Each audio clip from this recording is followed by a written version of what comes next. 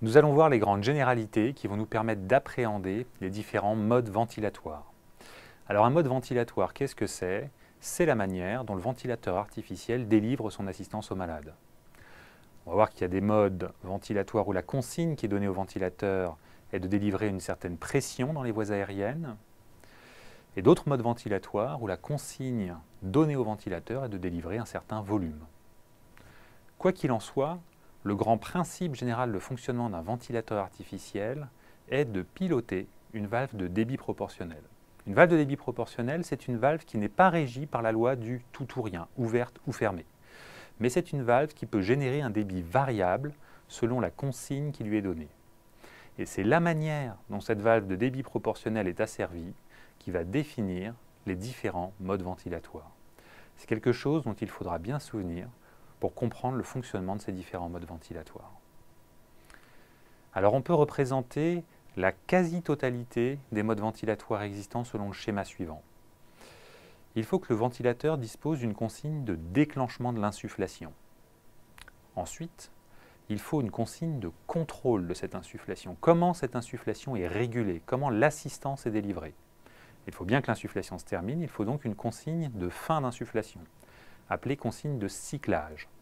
Enfin, un certain niveau de pression est généralement maintenu en dehors de ces phases d'insufflation. Vous avez ici représenté une copie d'écran d'un respirateur artificiel au cours des deux modes ventilatoires les plus utilisés à travers le monde, la ventilation assistée contrôlée et la ventilation spontanée avec aide inspiratoire. Alors on peut observer les différentes insufflations du ventilateur, car tous les ventilateurs monitorent sur leur écran la courbe de pression des voies aériennes, la courbe de débit des voies aériennes, et généralement aussi la courbe de volume qui est moins informative.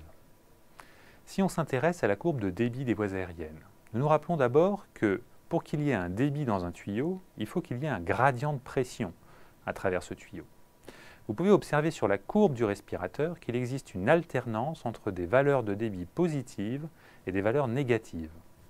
Par convention, le débit est positif lorsqu'il va vers le patient, ce qui correspond à la phase inspiratoire, c'est-à-dire à l'insufflation du ventilateur. Cela veut dire que la pression dans le circuit du ventilateur, appelée pression des voies aériennes, est supérieure à la pression dans les alvéoles. Au cours de l'expiration, le débit est donc négatif. Et tant que l'on observe un débit négatif, cela veut dire que la pression dans les alvéoles est supérieure à la pression des voies aériennes. Normalement, en fin d'expiration normale, tout le volume courant a été expiré. La pression dans les alvéoles est alors identique à la pression dans les voies aériennes et il n'y a plus de débit, sa valeur est égale à 0. L'exemple pris ici est le mode ventilatoire ventilation assistée contrôlée. Vous pouvez observer l'aspect particulier, la courbe de pression des voies aériennes au cours de la phase d'insufflation. Au cours de ce MOOC, vous allez être en mesure de parfaitement comprendre l'aspect de ces courbes de pression et de débit des voies aériennes selon les modes ventilatoires et de les utiliser pour en tirer une quantité d'informations physiologiques et cliniques très importantes permettant de personnaliser l'assistance délivrée par le ventilateur.